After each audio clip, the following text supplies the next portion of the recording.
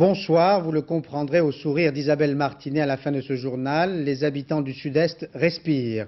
La pluie a cessé de tomber, la décrue a commencé. Le soleil a pansé quelques plaies, mais les traces sont encore visibles. La belle Camargue a ainsi souffert à son tour des inondations, les hommes comme les bêtes. Reportage d'Agnès Varamian et de Jean-François Georgetti. J'ai 43-45 mètres à peu près à sortir là. Et où elles sont?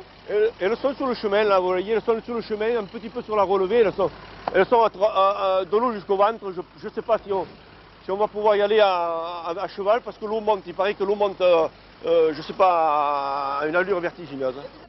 Vent de panique, alors que la crue était progressive, une digue a subitement lâché.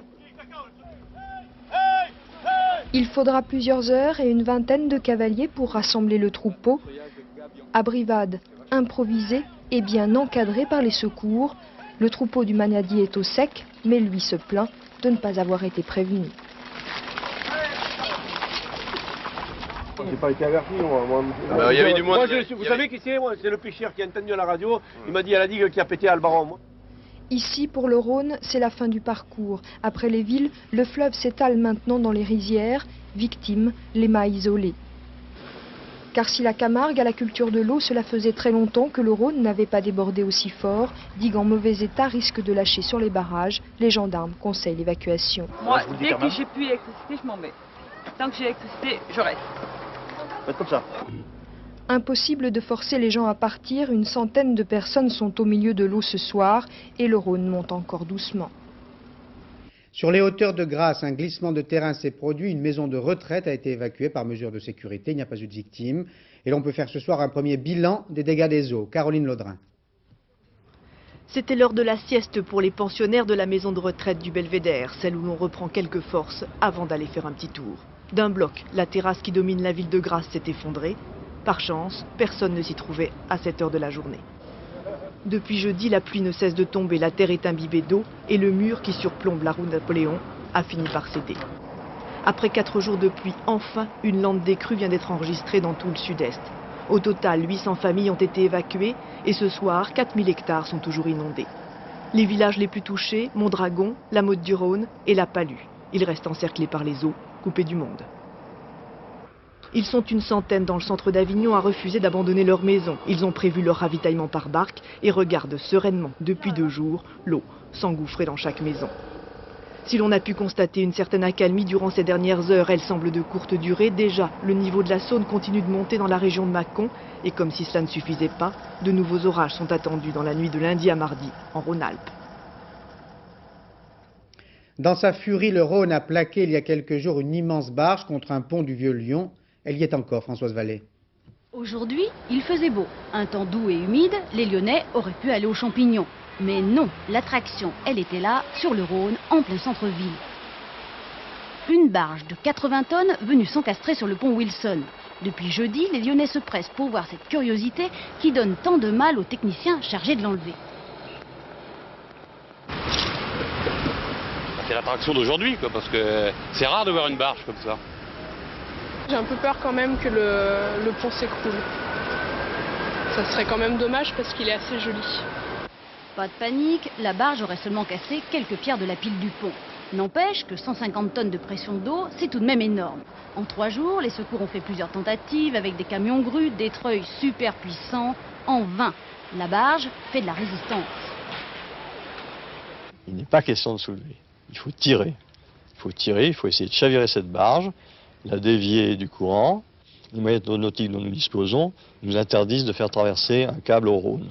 Bon, demain, je proposerai à la Courlie, évidemment, il y a une dépense, de faire traverser des câbles par hélicoptère, par exemple. Et si ça ne marche pas, la pauvre barge sera découpée à l'explosif, à moins que... J'ai pensé à un artiste qui pourrait dire que c'est une œuvre d'art à lui, où Christo viendrait l'emballer.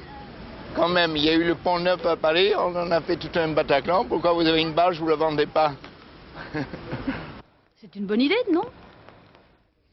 L'expression catastrophe naturelle revient souvent quand de telles inondations se produisent, mais sont-elles vraiment naturelles? N'est-il pas possible de les éviter ou de prendre des mesures préventives? L'enquête de Claude Sampère et Jacques Luigi. En théorie, le système d'alerte des inondations en France fonctionne. Depuis le drame de Vaison, les pompiers essayent au maximum d'anticiper les crues et de prévenir les populations à temps. Il existe une procédure d'alerte très centralisée qui va des services météo jusqu'aux professionnels de la sécurité civile qui sont chargés de prévenir les risques. Globalement, ces derniers jours, le dispositif a parfaitement fonctionné, mais il a toutefois connu quelques ratés sur le terrain. Exemple, Valréas, 2 morts, 80 millions de francs de dégâts. Il est tombé sur Valréas 160 litres d'eau au mètre carré en une demi-journée. Avec une telle pluie, tous les cours d'eau ont explosé. Et vous aviez été prévenu ? Cette fois, nous n'avons absolument pas été prévenus. Il y avait eu des orages la semaine précédente où nous avions eu effectivement quelques bulletins d'alerte, mais le 30 septembre, absolument aucun bulletin météo. Depuis Vaison, le système d'alerte était pourtant censé être infaillible. Ici, la plupart des habitants ont l'impression que les leçons du drame n'ont pas été tirées. Il est totalement inadmissible, par exemple, qu'un plan d'exposition au risque n'ait pas été pris. Je sais bien qu'il faut 18 mois pour qu'il aboutisse, mais est-ce qu'il y a besoin d'espérer pour entreprendre ? Le plan d'exposition au risque, un outil de prévention contre les catastrophes qui détermine les zones à risque. 1 an après Vaison, le département du Vaucluse n'en a toujours pas. La préfecture préfère rester discrète sur ce sujet. En revanche, dans d'autres départements, ce sont les maires de certaines communes qui refusent ces plans. Trop de contraintes, trop d'argent engagé pour un risque faible. La prévention des risques coûte cher et tant que toutes les autorités, notamment les élus locaux, ne prendront pas toutes leurs responsabilités, ces scènes d'élitreillage catastrophes se reproduiront. Bernard Tapie doit aimer l'adversité. Les difficultés financières de l'OM continue. La demande de l'immunité parlementaire, quelle demande de levée de l'immunité parlementaire? La solitude en politique, il se présentera aux élections européennes. Autant de réponses aux obstacles qui s'amoncellent, autant de défis lancés en 1 heure de vérité. Michel Fine. Aussi loin que l'on peut aller, j'irai. Aussi loin que l'on ne peut aller, j'irai aussi. La phrase est de Camille Claudel, elle est signée Bernard Tapie, l'homme est ainsi. Je vais vous dire, je préfère vivre sans bateau, sans hôtel particulier, sans meubles, mais que ceux qui pensaient que l'Olympique de Marseille risquait de mourir soient déçus. L'Olympique de Marseille ne mourra pas. Bien. Et il fera sa saison, et on aura beau les faire jouer à 8, à 7, on aura beau nous faire jouer à Tours, à Valenciennes, s'il le faut, on sera encore dans la lutte pour le titre de champion de France. Si on n'est pas champion, on n'en sera pas loin, mais l'Olympique de Marseille ne mourra pas. Dans l'affaire Testieux à Béthune, 2 magistrats demandent la levée de l'immunité parlementaire du député Bernard Tapie. Il réagit. Vous étiez au courant ? Non, pas du tout. Non. Et est-ce que vous êtes d'accord pour qu'on lève votre... Ah bah s'il y a un doute sur ce que j'ai fait, évidemment. Oui, d'accord. Enfin, cette espèce de cirque apparent pour faire une association médiatico-judiciaire de telle sorte que on continue la chasse à courre et à peine ce feu-là est fini. Je suis en face de 6 juges d'instruction en ce moment. 6 pour moi tout seul. C'est vous dire l'amour qu'il me porte. Aux prochaines élections européennes, Bernard Tapie sera la tête de liste du MRG, c'est du moins ce qu'il a annoncé. Quant au municipal... Est-ce que vous serez candidat pour être candidat à la mairie de Marseille? Je vous promets une chose, c'est que j'aime cette ville suffisamment et je me sens bien suffisamment avec eux, et je crois que c'est un peu réciproque, pour que si je me sens capable, j'ai toujours dit, c'est un problème de compétence, si j'ai le sentiment que je peux aider cette ville à sortir de la situation dans laquelle elle est, qui est une situation difficile, d'accord, je ne vais pas hésiter une demi-seconde. Et si pendant 1 heure, il n'a pas forcément dit toute la vérité, Bernard Tapie, s'il le fallait, en a encore une fois fourni la preuve, il n'apparaît jamais plus fort que dans l'adversité. Alors Albert Duras, devant tant de difficultés, d'autres hommes auraient abdiqué, pas lui. Oui, je crois qu'en soulignant tout à l'heure que 6 juges d'instruction, vous l'avez entendu, s'intéressaient à lui, Bernard Tapie a en réalité dévoilé ce qui est aujourd'hui son meilleur atout. Trop, c'est trop. On s'acharne sur lui, on veut faire de lui absolument un coupable. Lui se présente non pas en martyr, ce n'est pas son genre, mais en victime. Le moins qu'on puisse dire est que cette victime ne se laisse pas abattre. Dans l'affaire Testieux, pour laquelle donc les juges eux-mêmes ont fait savoir qu'ils demandaient la levée de son immunité parlementaire, le chef d'entreprise Tapie dément les accusations et confirme qu'il investit plus d'argent qu'il ne l'a jamais fait pour sauver cette société. L'homme de football montre la même détermination en proclamant qu'il n'abandonne pas l'OM. Quant à l'homme politique, que l'on croyait hors course, après tant de déboires, le voilà qui repart pour un tour, et peut-être pour 2, les élections européennes d'abord, et pourquoi pas la mairie de Marseille ensuite. Dans tous les reproches qu'on lui fait, il est bien difficile souvent de faire la part entre ce qui est justifié et ce qui est malveillant ou excessif. Mais une chose est sûre, si on n'a pas lésiné sur les moyens de décourager Tapie, c'est en pure perte jusqu'à présent. On savait Tapie habile, on le savait combatif, on le découvre aujourd'hui inoxydable. Merci Albert. Même les impressionnistes ne feraient pas mieux. Réussir à décomposer une seule couleur, le vert, en 1001 nuances, voilà l'exploit réalisé par les écologistes tendance Vechter, qui sont parvenus à se scinder en 11 tribus. Il manque une 12e pour entrer dans l'histoire. Véronique Saint-Olive, Jacques Gérard. Prise de tête. Les Verts ont mauvaise mine, le moral en quenouille et le mental en confusion. Et si à terme ils veulent toujours sauver la planète, ils s'interrogent aujourd'hui sur le fond. Qui sommes-nous? Où allons-nous? Avec qui marcherons-nous? Aujourd'hui, c'est vrai que nous avons d'abord un débat sur notre propre identité. Notre objectif n'est pas de vivre tout seul, mais c'est effectivement de nous construire, d'élaborer notre pensée. Nous sommes non alignés, nous sommes originaux, nous sommes une nouveauté dans la vie politique. Mais voilà, entre les deux chefs, Antoine Vechter et Dominique Voynet, ça ne va pas très fort. Le premier tient mordicus à une indépendance absolue vis-à-vis de tous les autres partis. La deuxième fait les yeux doux aux socialistes. Du coup, la base en perd son latin et, à défaut de certitude, cherche une nouvelle orientation. Ce ne sera pas en tout cas avec Brice Lalonde. Ici, les Verts dénoncent à mi-voix sa collusion avec Édouard Balladur. Et pourtant, ils voudraient bien se rassembler. Et surtout, ils ne voudraient plus de cacophonie. Alors, ils se sont donné rendez-vous pour leur assemblée générale en novembre à Lille. Là-bas, les militants devront choisir entre 11 motions. On parle déjà de majorité introuvable. Les Verts devraient donc continuer de naviguer à vue, mais avec toujours la même consigne, surtout, ne pas se laisser aller.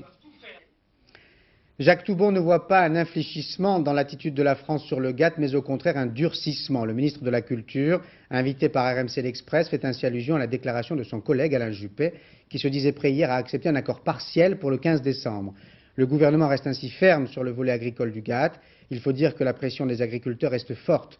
Écoutons le responsable du CNGA, Christian Jacob, interrogé par Jean-Yves Perrin. Eh bien écoutez, on avait jusque maintenant un message très clair de la part du gouvernement qui s'adressait aussi bien à l'opinion publique française qu'aux puissances étrangères qu'aux agriculteurs. Et aujourd'hui, on semble parti vers l'ambiguïté la plus totale avec des messages flous de la part d'un certain nombre de ministres et incompréhensibles par tout le monde. Alors je crois que si le gouvernement a maintenu sa position de fermeté et entend la maintenir, eh bien il est largement temps qu'il réaffirme clairement et simplement les choses.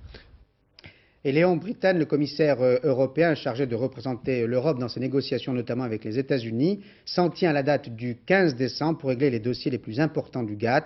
Il l'a dit à Jean-Pierre Elkabbach tout à l'heure sur France 3. Yitzhak Rabin, Shimon Peres et Yasser Arafat ont désormais un ennemi commun, les extrémistes palestiniens qui refusent l'accord de Washington et qui l'ont montré en tentant d'assassiner Arafat et en tuant 2 civils israéliens près de Jéricho. Mais ces menaces n'entament en rien la volonté de paix des dirigeants israéliens et palestiniens. Rejoignons d'abord à Tunis Philippe Rochaud. Le Conseil central palestinien sera placé sous le signe des rumeurs de complot et de la bataille pour ou contre l'accord de paix. Farouk Kaddoumi, numéro 2 de l'OLP, fait partie des sceptiques de l'accord avec Israël. Il confirme les arrestations de ces derniers jours dans les services de sécurité palestiniens. Des gens ont été arrêtés non pas pour des raisons d'opposition à l'accord de paix, mais pour d'autres raisons. En fait, ce sont des gardes de sécurité qui ont été arrêtés en raison de leur attitude pendant l'absence de leur chef. C'est une décision administrative qui n'a rien à voir avec l'opposition à l'accord de paix. Mais vous savez, nous ne voulons pas forcer les gens à accepter cette déclaration de paix. Les Palestiniens sont libres d'accepter ou de refuser cet accord. Il concerne les Palestiniens dans leur ensemble et non pas telle ou telle faction.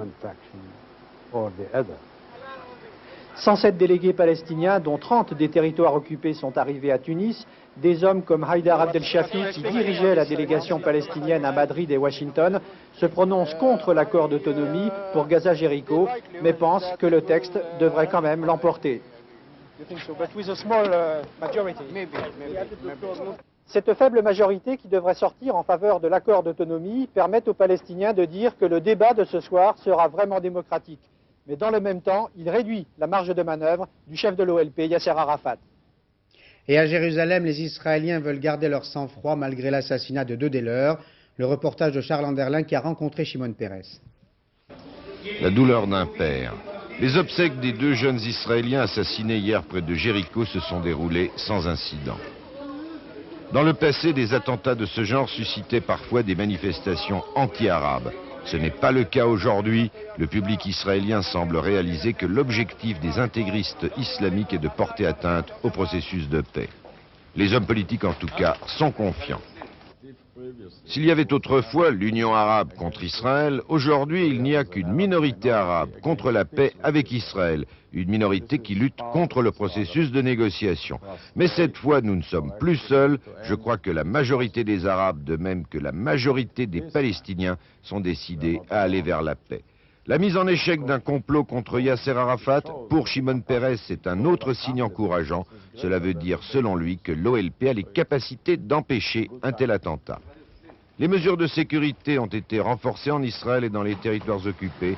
La semaine sera en effet très importante pour le processus de paix, avec l'ouverture mercredi des négociations israélo-palestiniennes au Caire et à Taba. Les citoyens israéliens et palestiniens, dans leur majorité, semblent approuver l'attitude de leurs dirigeants. Ils souhaitent eux aussi cohabiter s'ils devaient s'affronter un jour. Ce ne serait plus sur un champ de bataille, mais sur un terrain de sport. Patrice Romdem, Frédéric Pasquet. Moins d'un mois après la poignée de main de Washington, la silhouette de Michel Platini dans la poussière de Jéricho restera comme un symbole. Celui du sport au service de la politique de paix. Car le lendemain, le quart des joueurs français prenait la direction de Tel Aviv pour y affronter les anciens d'Israël. En 2 rencontres et 2 jours, le Variété Club de France a joué les traits d'union entre 2 peuples dont on attend désormais qu'ils se mesurent, balle au pied. Israël contre Palestine en football, peut-on imaginer cette idée simple dans un Orient compliqué? Peut-on imaginer un jour un match entre la Palestine et Israël? Je pense que c'est une question politique, donc je ne peux pas vous répondre maintenant. Vous joueriez un tel match? Je ne sais pas, moi je suis juste un joueur. Cette question, il faut la poser aux chefs, Rabin et Arafat. Moi, je laisse faire notre Prime Minister. Il a beaucoup fait pour nous. Et nous, les sportifs, on est toujours prêts pour continuer ce qu'il a préparé. J'espère un jour ça va être normal. En rencontre même aux Coupes du Monde, Palestine contre Israël. Dans leur maillot flambant neuf, les Palestiniens attendent que la Fédération internationale de football les reconnaisse. Ce devrait être chose faite en juin prochain. Alors seulement, les Palestiniens pourront reprendre d'assaut le stade de Jéricho et vivre leur passion qui, depuis toujours, est l'otage de la politique. Benazir Bhutto est une femme exceptionnelle. Elle avait été la première femme à diriger un État musulman, le Pakistan. Elle l'avait ensuite payé fort cher. Sa traversée du désert a duré 3 ans. Mais elle revient, triomphante, au brillet de l'air. Les Pakistanais l'appellent l'incomparable, l'Occident l'a toujours trouvée belle, tous lui reconnaissent à présent cette pugnacité particulière qui fait les chefs d'État.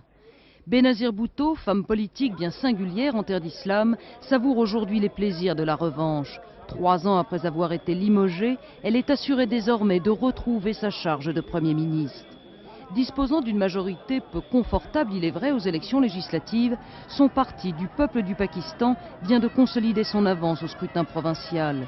Si, comme on s'y attendait, Benazir remporte la majorité dans la province du Sindh, le fief de la maison Bhutto, c'est son succès dans le Pendjab qui rend possible son retour à la tête du Pakistan. Le Pendjab, la province la plus riche du Pakistan, celle qui a toujours soutenu Nawaz Sharif, ennemi personnel et adversaire de toujours du clan Bhutto. Mais Benazir sait bien que l'essentiel reste à faire. Ses 20 premiers mois de gouvernement entre 1988 et 1990 avaient été décevants, marqués par la corruption et une gestion désastreuse. Dans un pays sous-développé, tenté par la dérive islamiste, Benazir Bhutto devra d'abord prouver qu'elle est davantage que la fille de son père, Zulfikar Ali Bhutto, ancien Premier ministre, pendu il y a 16 ans.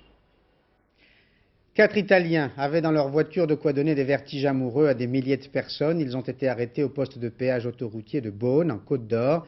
Les pilules d'ecstasy sont interdites en France. Antoine Cormery. À 200 francs la pastille d'ecstasy, c'est près de 5 millions de francs qui sont partis en fumée dans cet incinérateur sous les yeux du trafiquant. Les douanes ont saisi la drogue jeudi à l'occasion d'un contrôle de routine sur une aire d'autoroute près de Beaune. En fouillant une voiture italienne venant des Pays-Bas, ils sont tombés sur ce stock de 20 000 pastilles, la deuxième plus importante saisie française. L'ecstasy est une substance chimique fabriquée en laboratoire, catégorie amphétamine. D'origine anglaise, elle stimule violemment les 5 sens, d'où son appellation de pilule d'amour. Très prisée dans les discothèques, l'ecstasy est un stupéfiant dangereux, entraînant des troubles mentaux et cardiaques. Produite principalement en Belgique et aux Pays-Bas, sa consommation en France est aujourd'hui en plein boom.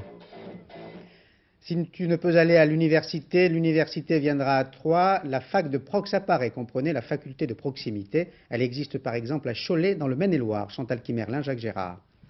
Dans quelle filière? Première année de droit. Vous êtes le 1000e étudiant. Mais il n'a rien gagné, si ce n'est l'avantage incontestable de travailler dans une petite fac de province. On a de la place pour étudier loin des amphis bondés des grands campus. 1000 étudiants ici à Cholet, une centaine à Brive ou à Colmar, 1500 à Vannes, 20 fois moins que dans les grandes capitales régionales. Complémentaires des facs de grandes villes, elles assurent les cours des 2 premières années avant la licence. Même si elles sont souvent encore en chantier, les facs à la campagne ont déjà du succès auprès de ceux qui y sont nés. Moi en plus j'habite à Cholet, donc c'est une possibilité qui m'a été offerte et j'ai sauté dessus, quoi. Je rentre chez moi tous les soirs et niveau frais de logement, transport, restaurant, c'est nettement moins coûteux. Mais qui a payé la construction de la fac? La ville de Cholet pour 70%, soit 30 millions de francs. Qui paye le fonctionnement annuel? La ville encore à 100%, y compris les heures des enseignants, soit 5 millions de francs. La fac ici n'aurait jamais vu le jour sans la ténacité de son maire, qui l'a voulu contre vents et marées. Quand on veut, il faut pouvoir. Il faut trouver les moyens. Nous voulions pouvoir garder nos jeunes élites à Cholet, les garder pour assurer l'avenir économique et social de notre ville, assurer l'emploi, assurer le développement et la création d'entreprises. Donc c'est une obligation, une nécessité. La ville de Cholet double la mise. En 1994, elle construira une bibliothèque universitaire et en 1995, un institut universitaire technologique. L'irrésistible ascension de Cédric Pioline s'est arrêtée à Toulouse. L'autre Français, Arnaud Boetsch, a réussi à le battre, Thierry Clopeau. Finale très serrée cet après-midi à Toulouse entre les 2 meilleurs Français du moment. Pioline est souvent monté à la volée, cela plutôt bien réussi au numéro 12 mondial. Boetsch, lui, a multiplié les passings et les lobes et a finalement enlevé au tie-break 7-6 la première manche. Le deuxième set a souri à Pioline. Baisse de régime pour Arnaud Boetsch et cela ne pardonne pas face au finaliste de Flushing Meadows. 6-3 pour Cédric. On ne donne pas cher alors des chances d'Arnaud Boetsch qui paraît épuisé mais qui va puiser dans ses réserves. Et ça marche.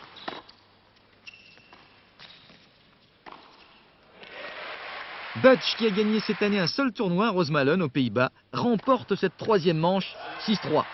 C'est en revanche le troisième échec pour Pioline cette année en finale d'un tournoi ATP. Henri Dumont, le coach du numéro 1 français, devra encore travailler le fameux mental de son élève. Vive la crise, dit Lacroix. Elle seule peut exciter l'imagination. Il devait l'être en dessinant ces nouveaux modèles. Marie-Josée Le Picard, Jean-François Becquet. La crise, qui devrait faire choisir le vêtement classique, valeur refuge au détriment de la mode, n'a pas l'air d'abattre le moral de Christian Lacroix. Heureusement, car qui pourrait nous faire ouvrir notre porte-monnaie, sinon un coup de cœur, un coup de foudre, un nouveau vêtement qui nous fasse naître à une nouvelle vie. Plus heureuse, plus parfaite, plus réussie, mais surtout différente. C'est cela la vertu constante de la mode, ça soutient le moral.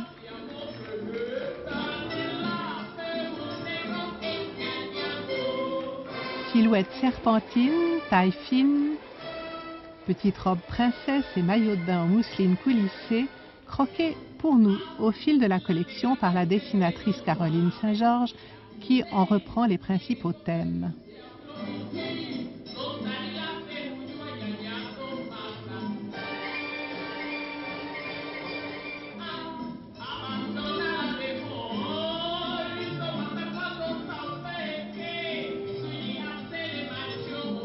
Noirs et blancs en mélange de petits et grands imprimés.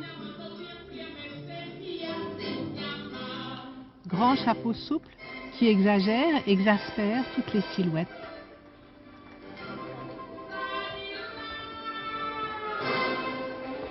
Pour le soir, des dentelles noires, une robe de Ménine, une infante de Velázquez et dans sa maigreur élégante, une marquise de Goya. Avec toutes les images qu'il aime, Christian Lacroix réussit une fois de plus une collection pour les femmes d'aujourd'hui.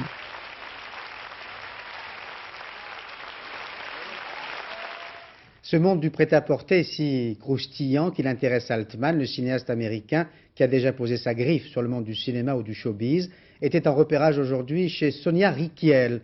Elle devrait se méfier. Nicole Cornu-Langlois, Daniel Lefebvre. Il me prend dans ses bras, il me parle tout bas. Classique, la mariée annonce la fin du défilé et l'on comprend alors la raison de la présence de Robert Altman et de Anouk Aimée. Nous sommes sur le point de commencer un film qui s'intitulera Prêt-à-porter. On commencera le tournage au printemps et on terminera en été. Ce film aura donc pour toile de fond le monde de la mode, fascinant pour certains, dérisoire pour d'autres, et avec le regard caustique de ce réalisateur, il faut s'attendre à tout, n'est-ce pas? Mon dernier film était le reflet de la vérité, le prochain le sera également. Mais pourquoi avoir choisi plus particulièrement Sonia Rykiel? Le film m'a d'abord été inspiré par le défilé de Sonia que j'ai vu il y a 10 ans. Et nous sommes devenus amis, elle m'a beaucoup aidé. Elle sera mon guide dans ce monde. Pour lui, avant, je pense que la mode, c'était des vêtements. Peut-être sa femme le traînait dans une boutique pour acheter des vêtements, c'était ça la mode. Et à partir du moment où il s'est assis dans une salle et qu'il a vu un défilé, il l'a compris autrement. Il a vu le travail qu'il y avait derrière chaque pli, derrière chaque couleur, derrière chaque longueur. Et il a été fasciné. Distribution brillante et internationale à la hauteur du prestige de la mode. Anouk Aimée dans le rôle de Sonia Rykiel, et puis Lorraine Bacall, Julia Roberts, Marcello Mastroianni, Michel Piccoli, Tim Robbins et bien d'autres. Je m'intéresse plus à la nudité qu'aux vêtements. La mode, ça sert vraiment à dissimuler la nudité. Gageons qu'il saura nous livrer le monde de la mode dans toute sa nudité.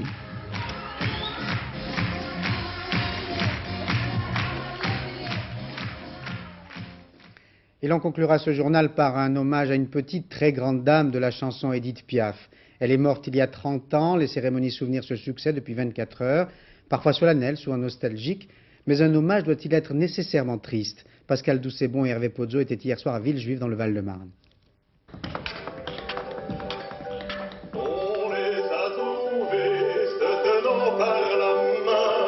Bien sûr, il y a des dizaines de façons de chanter Piaf. Il y a d'abord le style chanteur de rue classique et de bon goût.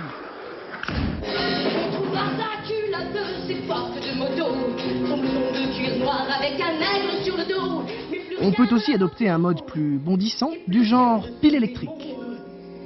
Qui semait la terreur dans toute la région.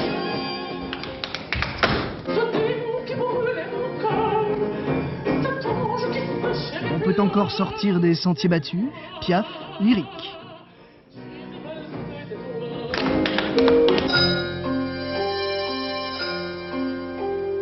Ça fera bientôt 8 années. Mais de la môme, on peut aussi conserver la force et la rage, et ça, c'est loin d'être facile. Avec les fous. Avec les fous. L'idée, c'est de ne pas tomber dans l'imitation, c'est de s'approprier la chanson et d'aller aussi loin que possible. La vie, ça se trouve dans l'amour. L'amour, ça se perd dans la vie. On a aussi le droit de chantonner sur un accompagnement minimaliste. En tout cas, ce qui compte, c'est le cœur et rien d'autre. Piaf, c'est pas forcément triste, c'est pas parce qu'on est né dans la rue qu'on est forcément triste. Moi, je crois qu'au contraire, quand on est populaire, on est gay. Nous, on est populaire et gay. On le prouve? Ouais. Allez, on va le prouver, on va vous faire un petit extrait. Village au fond de la vallée. Quant aux clowneries, elles sont recommandées. C'est bon pour le moral, même si ça fait déjà 30 ans qu'elle est partie. Dans le ciel étoilé, à nous les douces étoilées. Si vous souhaitez la voir et la réentendre, France 2 et Europe 1 vous proposent sous forme de cassette l'unique récital filmé et enregistré en public. Toutes ces nouvelles du jour, vous les retrouverez demain dans Le Jour. Ce nouveau quotidien réapparaît sous une forme nouvelle. La télévision, souvent éreintée par la presse écrite, se fait un plaisir de saluer la renaissance de notre confrère. Soirée ciné d'enfer ce soir sur France 2 avec à 20h50 Schwarzenegger dans Predator et à 22h40 De Niro dans Raging Bull. Avant le ciné, la météo d'Isabelle Martinet. Après, à 0h45, les infos de Philippe Lefebvre. Demain matin, 7h50, Gérard Leclerc recevra François Horry, président du MRG. Vous retrouverez ensuite Henri Sagny à 13h et Bruno Mazur à 20h. Bonne soirée sur France 2. Bonsoir.